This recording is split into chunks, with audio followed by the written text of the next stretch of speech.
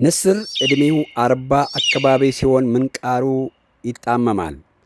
ጥፍሮቹ ይረዝሙና ማደን ያቅተዋል። ላባዎቹም ይከብዱታል። በዚህ ጊዜ ንስሩ ወደ አንድ ከፍተኛ ተራራ መሄድ ምንቃሩን ከዓለት ጋር አጋጭቶ ይሰብረዋል።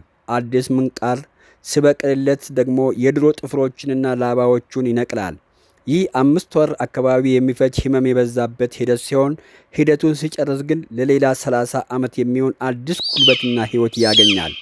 ከዚህ ድንቅ ተፈጥሮ የምንማረው አንዳንድ ጊዜ በህይወታችን ውስጥ ወደፊት መራመድ እንዳንችል የሚያደርገንና አሮጌ ልማዳችን፣ መጥፎ ትዝታዎቻችን፣ የማይጠቅሙ አስተሳሰቦችን በህመም ውስጥ እንኳን ቢሆን ጥለን ራሳችንን ማደስና መለወጥ እንዳለብን ያስተምረናል። ይህ በራስ መተማመንና በህይወት መታደስ እንድንችል ያደርገናል።